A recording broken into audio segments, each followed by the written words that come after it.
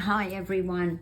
Okay, I just want to bring something up to a lot of people who have been sending me messages about my husband's song, War Pigs, which he did with Black Sabbath. And a lot of people are saying, how can I talk about Palestine and Israel when my husband sings songs about war? And people have said that this song is a war song. It's an anti-war song. And I know for all the Sabbath fans out there, you know this, but people that just, again, read a name, War Pigs, in their mind, this is glorifying war. It is not. Now, again, look a little deeper. I don't have to justify. I know the truth. It's an anti-war song.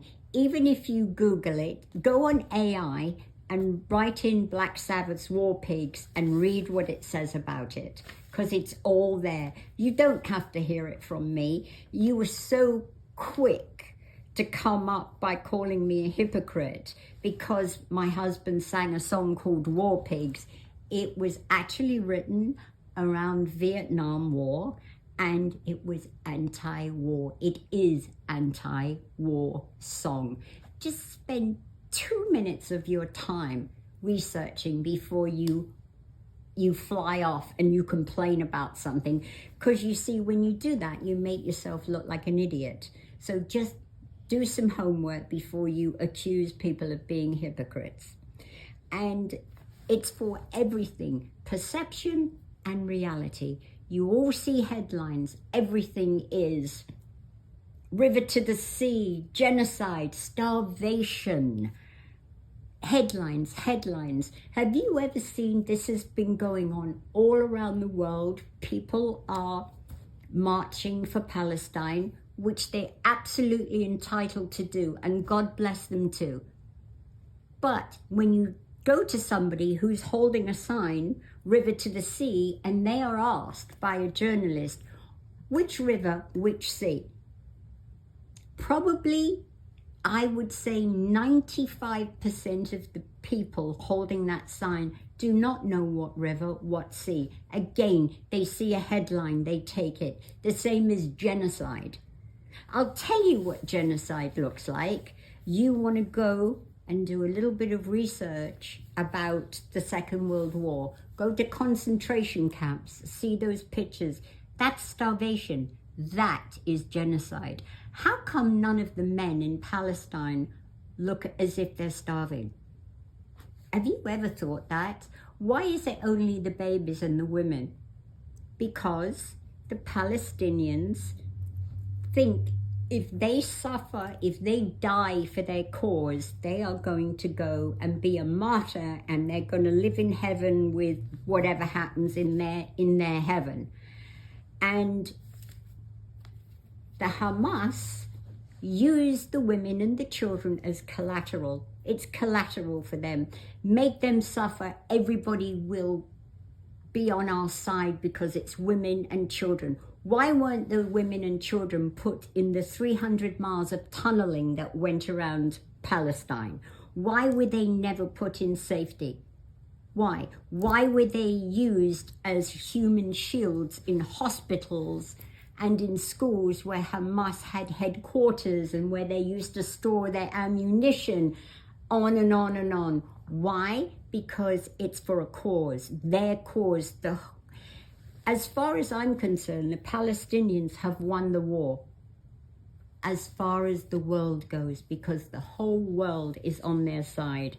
And again, we have got the 1930s and 40s dirty Jews. Jews have all the money. Jews run the world. How come if Jews, you think, run the world and also they run all the press, why is there not any good press about Israel? Wouldn't you think they would change it? They would change the scenario that is going on now if they were in full control. Do you think that Jews run the BBC? I don't think so. how many times I think the New York Times, the Wall Street Journal have printed pictures and said this was happening in Palestine when it was happening in Israel, printing the wrong pictures with the wrong story. You have to double check everything. Please don't go with perception, go with reality. There are two sides to every story.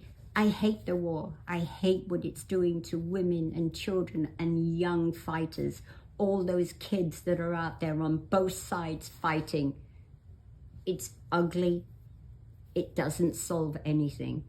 And again, I always say the Palestinians have won the war against the Jews. The whole world hates the Jews. And for what reason? What reason? It's the same thing. They have all the money. They control the world. They control the music industry. They control the film industry. Well, I'm a Jew and I ain't gotten any fucking movies, I can tell you. So, actually I'm half a Jew, not a full Jew. But, by the by. Anyway, please, just research before you put yourself out there. Take a little second to go a little deeper in the story. Just don't go with the headlines, please. Again, today, a beautiful young couple were killed in Washington. And they said they were coming out of the American embassy. Well, they weren't coming out of the I'm sorry, I take that back. It said they were coming out of the Israeli embassy. They worked at the Israeli embassy, but they were coming out of a museum at the time. And now people, all these conspiracy theories are going on about why they were killed, how they were killed. Cold-blooded killing, cold-blooded for a beautiful young couple. And what does that do? It destroys two families with all their relatives. They were sons, daughters, sisters, brothers, aunts, uncles. Two beautiful young lives just cut down. Why? This craziness has got to stop. And again, there's two sides to every story. Two sides, or some people say three. Your side, their side, and the truth. Look into things before you start pointing fingers, and look in the mirror when you're doing it. I love you all, as my husband would say, and God bless you all. Thank you.